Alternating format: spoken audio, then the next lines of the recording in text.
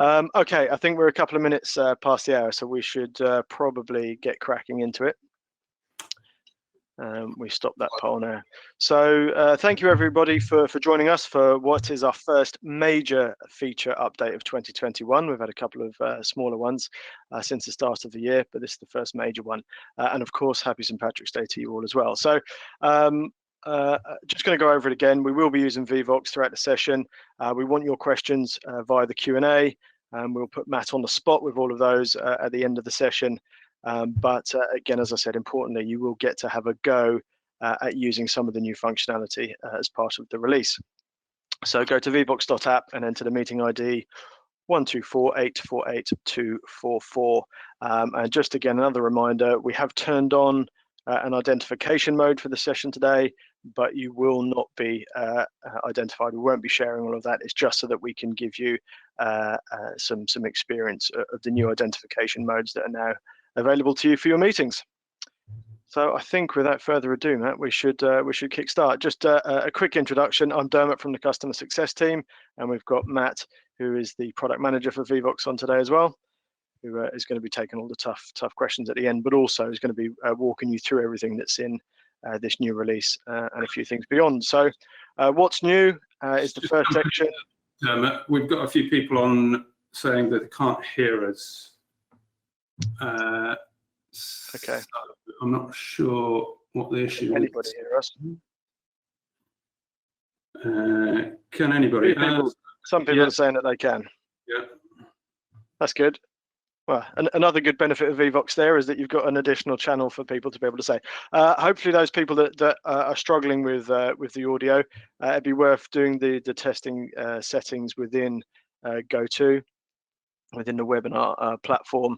And please do let us know if you're really struggling, but hopefully that's not too many people. And we will be providing the recording afterwards as well. So if you really struggle, you'll be able to see the recording after the session.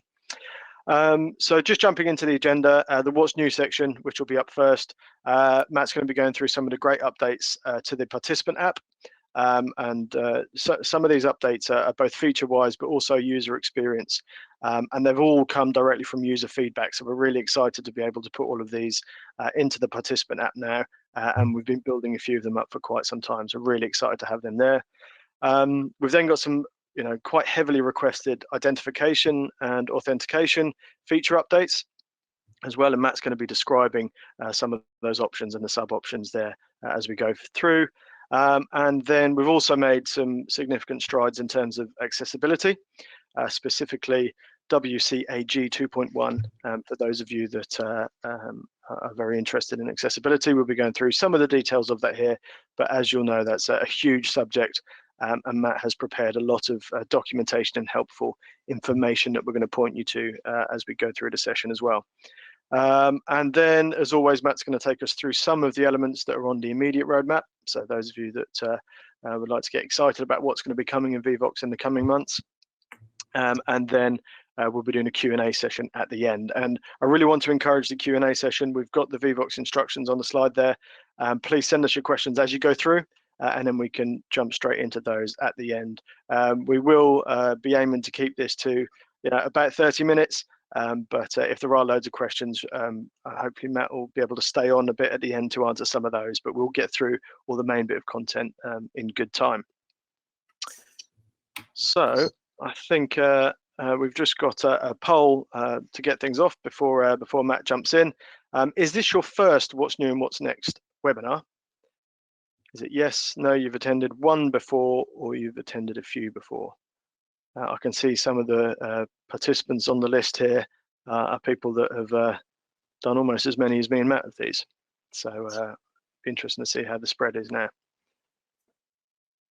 So is it yes, it's your first, you've attended one before, or you've attended a few?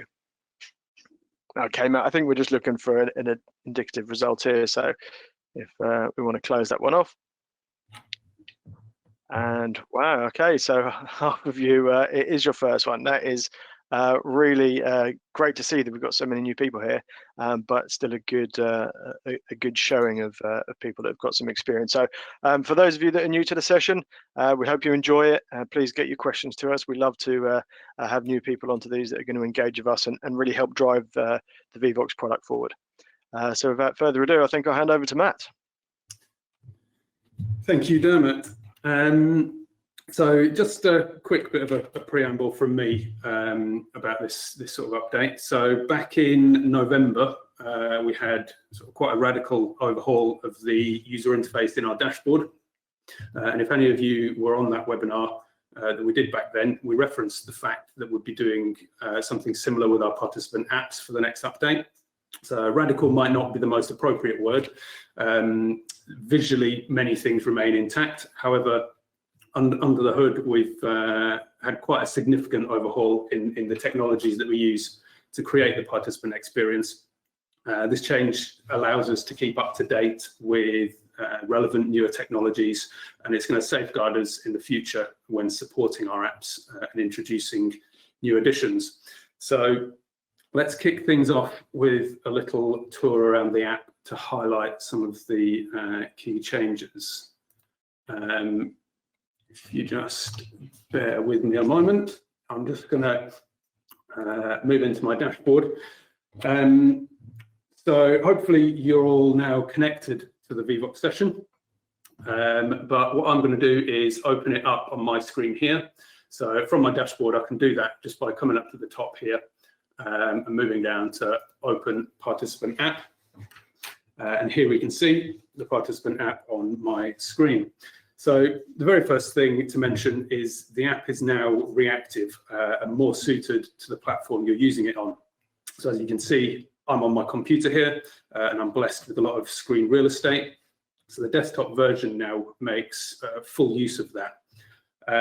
Just to quickly highlight this a little bit further, I'm going to open up a very quick test poll. So forgive me again just for jumping around a little bit. But if I go and open up a poll, so I'll just jump back to my app as well. So the subject of the poll here is a little bit irrelevant, it's just for demonstration purposes, but as it's St. Patrick's Day, Madden and Kelly, two very Irish surnames. Who's the most Irish? Is it Dermot or Matt? Whilst you're answering that, I'll just explain a bit about what we're seeing on my screen. So again, on the larger screen, the live poll opens up on the right-hand side. The other more static features of the app are still available on the left, such as the home screen and the Q&A. When in mobile view, and I'll just, again, adjust my screen here, what I'm going to do is move my what do we want? We want present view, sorry. I'm just going to move my screen around so we can see my present view on the left-hand side and just the mobile view of my app on the right-hand side. So we can see that the poll has now, obviously adjusted. I can still get back to, whilst the poll is open, I can still get back to the other features of the app by pressing that minimize icon. And that contracts my poll down to the bottom, so I can still move around and use the app whilst that poll is open, and I can also bring that poll back to the foreground as well. So let me just close that poll now and see what everybody thinks. Well, overwhelmingly Dermot there, and yeah, I'm going to have to concede that one. I will probably agree with you there. Both of us have obviously very strong Irish surnames, but and both of us, I would add, are very proud of our Irish ancestry. But I'll hand that one to Dermot. He probably is more Irish than myself. I think I cheated Matt with some of the paraphernalia behind. Hopefully that gave it away. So I'm going to leave the app up in the mobile view on the right-hand side of my screen. And another note just to say here, the reason I ask such a bland question to get you to answer here is because obviously we have asked for your names at the start of this session. The last thing I want you to think is that we're going to be profiling you in any way. So I've purposely steered clear of anything political or anything that you think we might dig into the data and try and find out who answered what. So again, just let me close that down. So again, focusing on the app on the right hand side, Q&A is something that's had a bit of a visual overhaul. We can see obviously at the top here we have our text entry field for entering your questions, and importantly, just below that there's a little confirmation that your name will not appear alongside any questions that you've sent in. One of the many things that's been requested through these webinars and through our other feedback channels is the ability for participants to sort the Q&A board by most recent or most liked. So we can see that here now. I can click to sort that by most liked. The default order will always be by most recent, and it's down to you, the participant, to flip between these so you can see the current things or look at the most popular ones. Another thing some of you may notice is at the top of the app here in the navigation, we no longer have the survey icon in that navigation. This was another piece of feedback that we've listened to. So when there is no active survey, you won't actually see that survey icon in the top anymore. But if I just jump over into my dashboard now and go to my surveys and open a survey, we'll see in the app itself, that survey tab has now appeared. And it's got a little red notification dot to imply there is an incomplete survey. So obviously when I click into that, I get to where my survey is. Surveys themselves is something we've tweaked slightly as well. Again, based on feedback, we've adjusted the flow slightly. For those that may remember previously, each question in a survey was kind of treated separately. They had their own send buttons, so you could send in each response individually. A lot of the feedback we got there was that it lacked a sense of completion or knowing when you were finished.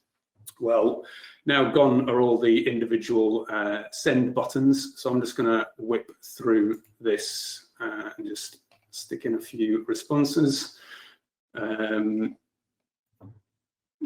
go, where is Joe? And I'm going to submit that. So we can see at the bottom of the survey now, we have a little summary telling you I've answered 4 out of 5, and then we have this overall final submit button. Now I press that submit button, and then I get to my confirmation screen. Again, just a summary telling you how many of the questions that you've answered. The survey remains open, and at any point whilst the survey is open, a participant can go back in and edit their answers if they so wish. But once I, as the organizer, close the survey from the dashboard, it will again disappear, and participants will no longer be able to change their votes. Now, I've just obviously flown through that survey as an example of filling it out, but I'm going to leave it open. Please do complete it at the end of the session with slightly more care than I've just given to it, as we do value. It's fine.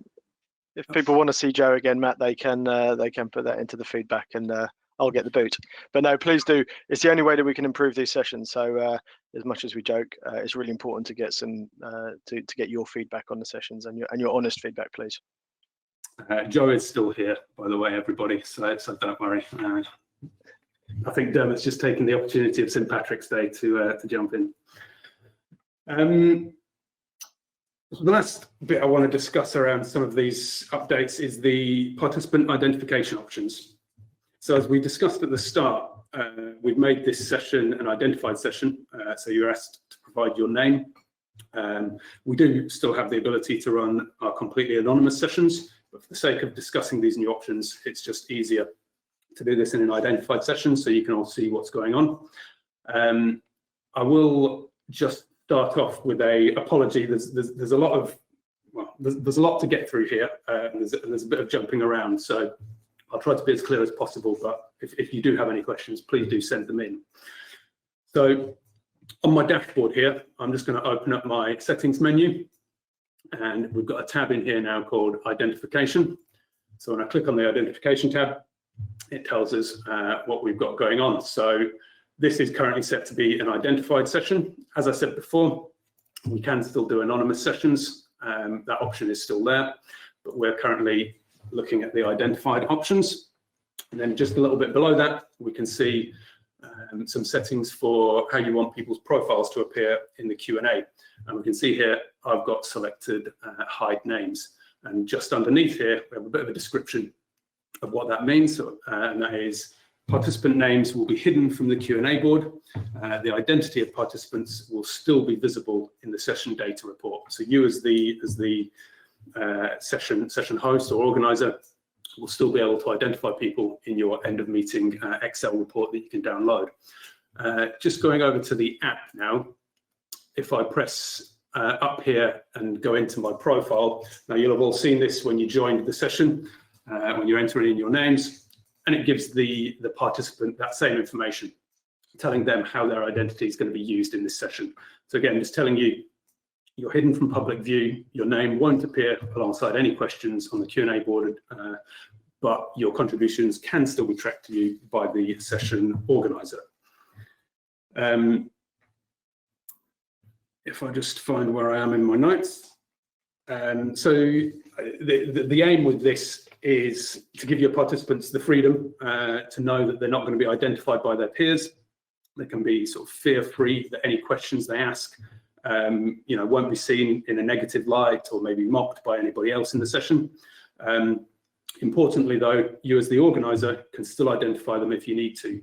Particularly important in the education world, or maybe when you're doing training sessions, where you might still want to be able to address somebody after the session on a topic without calling them out to all their peers during the session.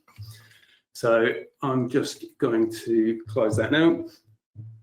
Now, again, coming back over to my dashboard, what I'm going to do is change this setting to show names. So again, I've clicked on show names here and we get a bit of a description below. Participant names will appear alongside any questions they post to the Q&A board. Now, fair warning here, when I press save in a moment, that will come into effect. So after I press save, your names on any messages that you do send through will start appearing on that Q&A board. So I'll just press save now. And again, just looking at the app, we'll see on the message board here, a little notification has come in to the top of the app, just informing you that the Q&A identification settings have changed and your name will now be visible on the board. So I'm just going to dismiss that. Again, just as before, if I just quickly go into my profile settings, if you're joining the session for the first time, and this is how it's set up, the messaging is slightly tweaked again, just telling you how your identity will be used. So here we are. If I just pull that by most recent, we can see we've got some names from people now that have been coming through. If I just scroll down quickly, one of the points I want to highlight here, the messages that were sent through before I changed that setting will still remain hidden, and this is an important one that we want to sort of stress, is that for the confidence of participants, we don't want to pull the wool over anybody's eyes.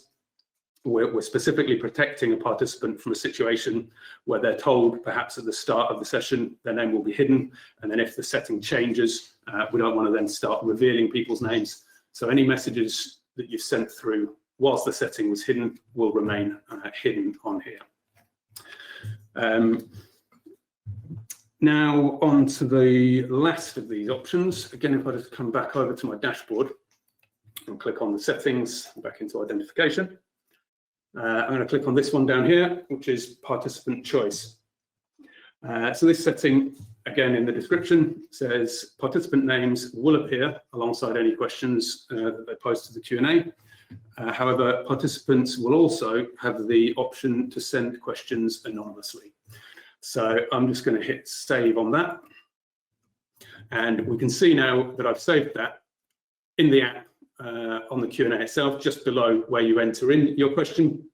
you as the participant get to choose whether you want to send that as yourself with your profile name, or whether you want to send it anonymously. So the important one to raise here about anonymity is that this setting with the anonymity is truly anonymous. So the previous setting, we were hiding the name. That was trying to make sure that it's clearly stating that it's hidden, but the organizer would be able to still identify those messages in that end of meeting report. However, here, where we're giving the participant the ability to send it in anonymous, anonymous means anonymous. So in the data reports, these will be displayed as anonymous, and these won't be sort of tracked back to the individual in that report. And that is really an important point, Matt, isn't it? Because it's something that we feel very strongly about as a business, that when a participant believes they are anonymous, that they truly are. So that's why we make it so clear in the app about the nature of the identification, so that person can trust Vevox when they are sending those things in. I think you've also answered quite a few questions that have been coming in, Matt, as you went through that. There was a few about all the different options, so we'll fight through those at the end to make sure we answer any. Just another last note on this setting, perhaps geared a bit more towards sort of a workplace setting, maybe, where you ideally want to identify people and encourage people to be identified when they are sending in things. However, if you're worried this might reduce the valuable and honest feedback you receive, and are confident in your audience, you can give them the power to remain anonymous in case they are worried about any negative contribution. There's a lot to digest there, so apologies if I sort of whizzed through it a bit and it got a bit confusing. Again, just to clarify, we do have articles on our help site that go deep into all of these options. So if you want any clarification, you can find that there as well. The last bit that I just want to talk about, which Dermot addressed at the start in the agenda. Actually, sorry, I missed one thing. One other small bit. If I just go back to my settings on identification, I just want to talk a little bit about authentication as well. So currently, the authentication is a feature that's only available to our enterprise and institution customers. And when you have your sessions set to being identified, you can also have the option to enable SAML single sign-on authentication. Now, this needs to be configured on your account by your Vevox account administrator within your organization, and it'll invariably require somebody from the IT team to configure it. But when it is enabled, it'll allow you to secure your event so that only people from within your organization or your university can access the Vevox session. And just along with that, it's also using the name of the participant is passed through your identity provider. So this will be truly authenticated. Participants won't be able to edit their names, as it's the name supplied by your organization. And if you are one of our sort of enterprise or institution customers and you're interested in this, it should be available to your Vevox administrator in your organization to set up. Or if you want some help getting it set up, then please do get in touch. I think just a quick note on that. Dermot, maybe you can talk to this a little bit more about who can get access to that authentication feature.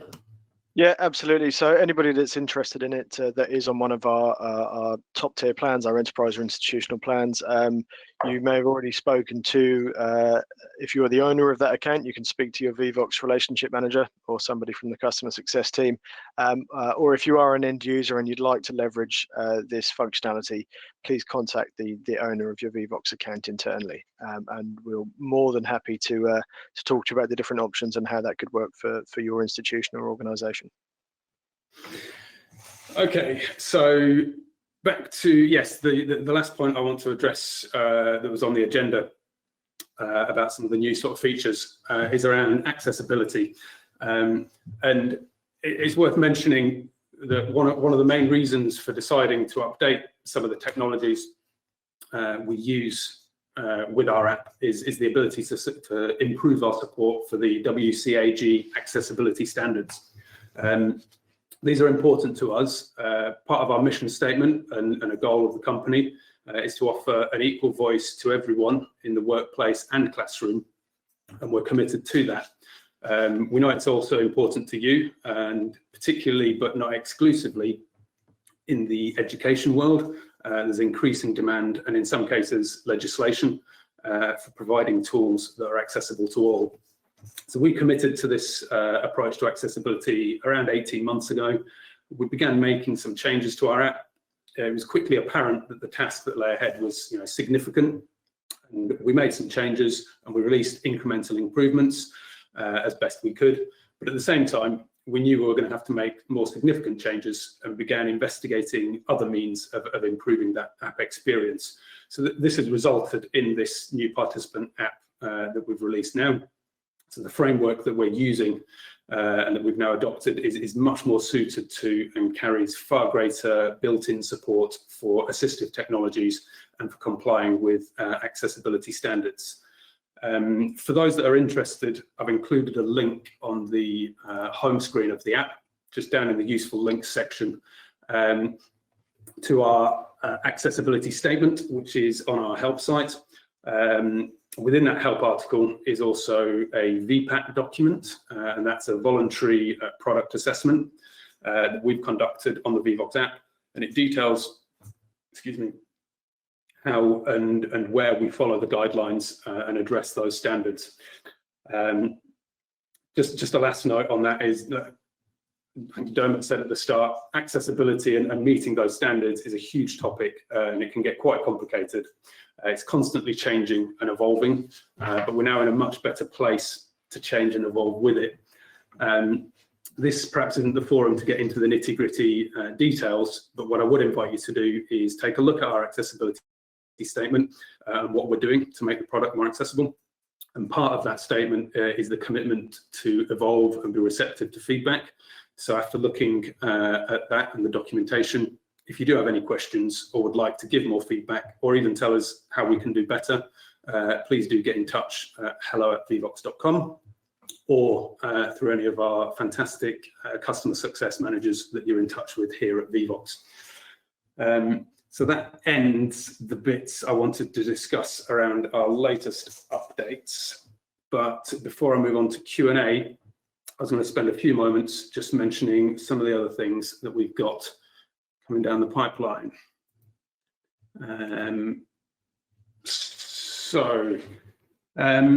We've spoken to a few of you who may or may not be on this webinar around LaTeX, and we're pleased to say that this is in a state of coming soon.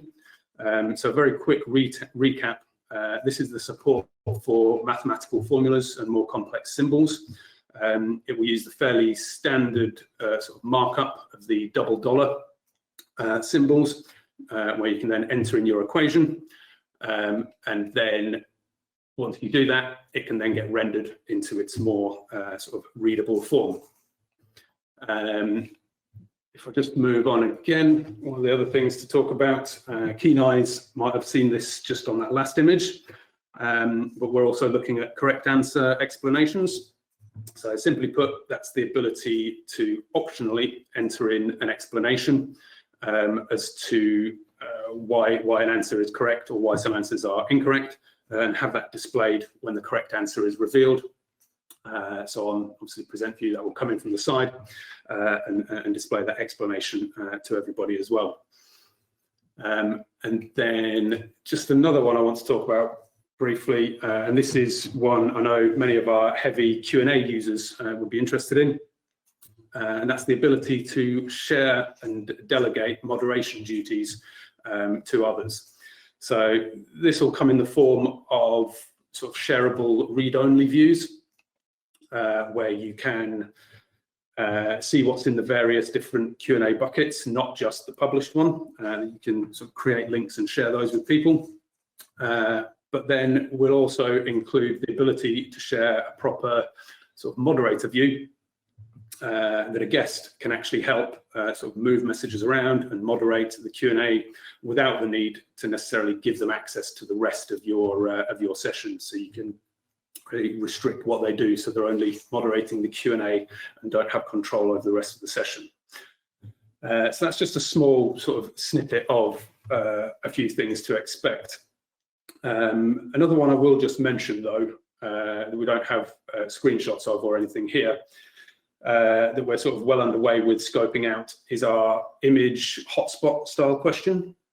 So full details TBC, but in essence, it's the ability for participants to vote by clicking on an image.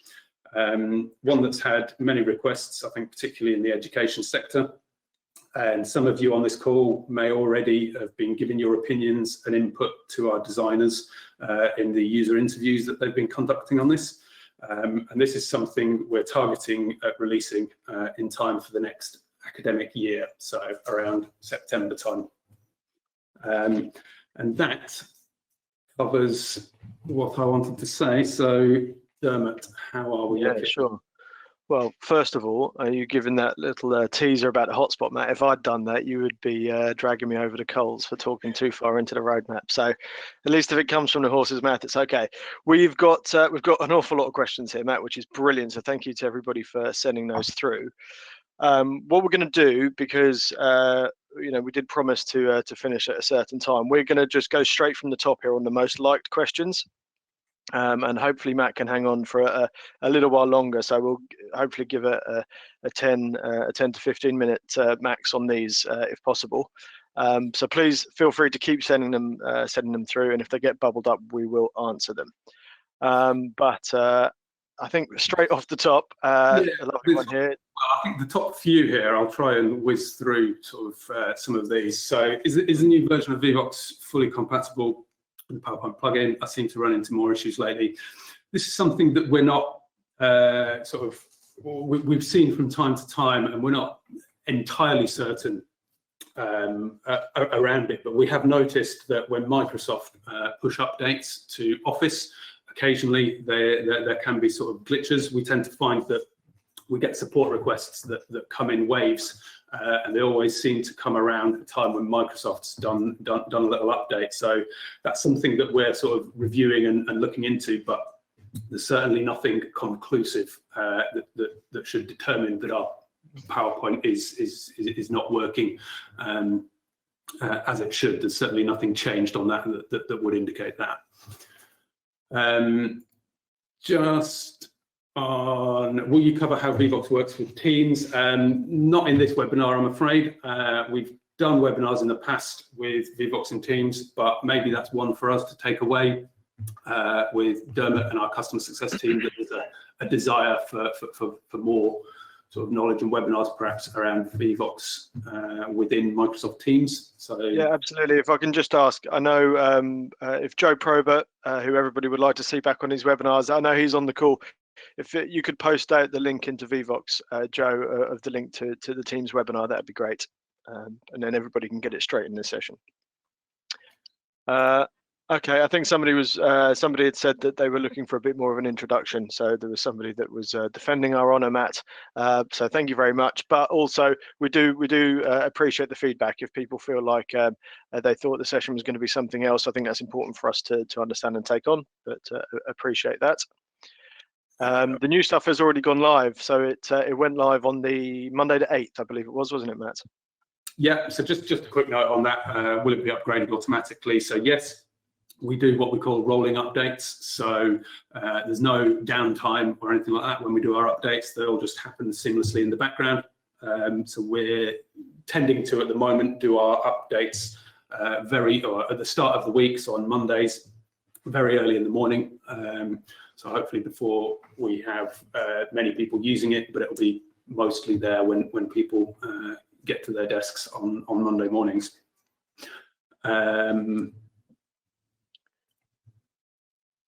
What else have we got? Can you create more than one survey? You send a survey before the meeting is completely in advance. So you can create more than one survey. However, you can only actually have one survey active at a time. So the app itself, within the app itself, when you set a survey live, that's the only survey that you can have going. To start one of the other surveys, you would have to stop the previous one. Can you send a survey before the meeting to participants competing events? Absolutely. You can start that survey at any time you like and send out the link so people can be joining and filling that out whenever they like. Dermot, have you anything to add on that? Or? No. I think that's absolutely great bit of advice. And again, if anybody wants to go through some more of the practical applications of using Vevox in their setting, please get in touch with our customer success team. They're always more than happy to talk to you about what you're trying to do, and we'll help advise on how best to do it with the current functionality. Yeah, just to go back, actually, I'm reading this top one now as well. The ability of Vevox to incorporate LaTeX seems a lovely new option. Just back to that previous comment about when are these updates coming. I guess just for clarity, I'm not sure if you were talking about some of the stuff we demonstrated or some of the stuff that I mentioned in the sort of what's next. So just to clarify, the stuff I covered there in the what's next, which was obviously around LaTeX, the correct answer explanations, and these moderator displays. They are stuff that are coming soon, ideally in our sort of next release. We're looking at doing, we tend to do sort of 3 monthly releases. So we're looking somewhere around sort of early summer, June time for some of those features, but more on that as and when, I think, just to be clear. Joe's definitely still here. Still here, thank you, Joe. Identification stuff, good, glad to see we are satisfying you there. There's another bit, there's a bit of feedback here, Matt. I don't know if you just want to kind of comment on our thinking behind using the icons and less wording as part of that. Yeah, so just reading that, please adding text to that. Keep missing them, always taking a while to reacquire the Q&A screen. I mean, my colleagues, if it actually said Q&A, yeah, I think valid bit of feedback. I think this was perhaps a design decision taken sort of quite a while ago. We're trying to use, certainly for language purposes, trying to use iconography more than words, but you know, a very valid bit of feedback. I think that's something we could potentially look to, is adding text to accompany those icons as well. Good stuff. As another good bit of a customer response here, just in regards, there's been quite a few questions, Matt. You wouldn't have seen them coming in around Teams. You obviously talked a little bit about the Teams integration. So yes, Vevox participant app is in Teams, and we've got lots of videos and documentation around that. So we will share that out to people as well. And I know Joe has actually posted the link into the feed here. So what I'll do is I'll just tidy up some of these references to Teams. Yeah. And also around the app update, yes. So those using the native app will have needed to update their app ahead of this session, or you can always use the web app, which is always the most up-to-date version. And just another comment on that. When it comes to the web app, when we update features, they go into the web app straight away. If you do use native apps, we're obviously at the mercy of the Apple and the Google Play stores with their updates. So we push those updates out. If you've got automatic updates turned on, those apps will update. But if you don't have automatic updates turned on, you will have to manually update those apps if you do use one of the native ones. Great stuff. There's Joe's link there. There's a question that I just want to pick up on here, which is what responses have you seen from audiences when they've given their name up front, and whether there's an increase or decrease in engagement. So hopefully not a politician's answer. It all depends on the session, really.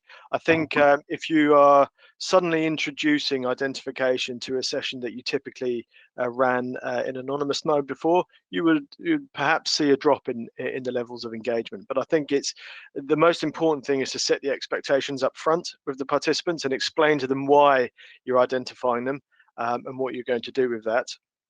and really that can help people feel more comfortable about responding when their name might be added to it. Again, please engage with us. The customer success team here are always happy to talk through the pros and cons of using any of the functionality of Vevox, but we can really understand what type of session you're trying to run and help advise accordingly. So please do engage with us. You can email us at hello@vevox.com anytime, and we'll get back to you. Just notice that one there below for the someone having issues installing the app on their iPhone, having to actually uninstall and reinstall. It's good to know that is something that should not happen. That's something we can certainly look into and see if there's an issue there with the updating in the Apple App Store. Okay, I think we're getting down into the low like numbers now, Matt. So if we just want to have a quick flick down and see if there's any that are particularly jumping out. There's this one here is sort of interesting. Can you set to anonymous Q&A as the base and then allow guests to share their name if they want for a question? So just to clarify and discuss again around some of those options. When I went to the settings menu and our identity options, we've specifically said that those are identity options for Q&A. Now, with regards to polling, if it's an anonymous session, the polling data will be anonymous. If it's an identified session, the polling data will always be identified. I think this request that you're asking for here is kind of to also sort of flip that a little bit, to have it sort of anonymous, but then have people just choose to enter their name for certain questions. That's something that I think it's been sort of discussed. It's certainly a potential that we might introduce in the future. I think initially when we were doing these identification options, there's a lot of different combinations you can do, and I think what we're trying to do is simplify things as best we can by adding in all the different permutations and combinations. It causes significant sort of bloat and complexity to it. But absolutely, we're welcome to hear that feedback, and if this sort of approach is something that sort of gains traction. I think we've got our identity options out there now. Please do feedback to us on how you're using it and any improvements that you feel we could make. Great stuff. Okay, I think there's time for probably one more, Matt, before I think we have to cut off. So do you want to choose one? Where are we? Well, I'll just take the next one here. Can you create a graph or chart from survey responses? So we don't. There's no sort of display of survey responses like through present view like we have for live polls. However, in your dashboard, if you go to the data tab, and actually let me just quickly show that for you now. If I come into my data tab here, I can look at the data for my meeting, and if I go into my survey results, now obviously this survey that you're all participating in is still running. I can just expand that survey down here, and in the data tab we produce these result images of those results for surveys, and you can download these as images. I noticed luckily it's quite high there. But yeah, so that's just a quick answer to that one about charts for surveys. They are available in that data tab. Great stuff. Okay, I think for reasons of time, we're going to have to cut it there. Please, if you sent in a question and didn't get answered, but it is absolutely burning, please contact us. You can go onto your Vevox account or onto our website and chat with any of the customer success team via the live chat on the website. But you can also email us at hello@vevox.com if you wish to. Another good place to go for any problems or help, you can go to help.vevox.com, where we've got a really full library of some great resources for you to be able to use as well. And the team will also be there to support you if you need. Just as a reminder, anybody that hasn't filled in the survey, if you please could do that now. It looks like we're on a path to a decent score there, Matt, so we'll be all right after this. But we do really want all that feedback from you, particularly the open text feedback on how we can improve the sessions. So thanks very much, Matt. Really appreciate you taking the time out to go through this stuff today. The recording will be available as soon as possible, perhaps this afternoon, but definitely tomorrow at the latest, and we will email it out as a link to you all as well. So thank you very much, Matt, and thank you very much to all of you for participating today. We really appreciated it. Thank you, everyone.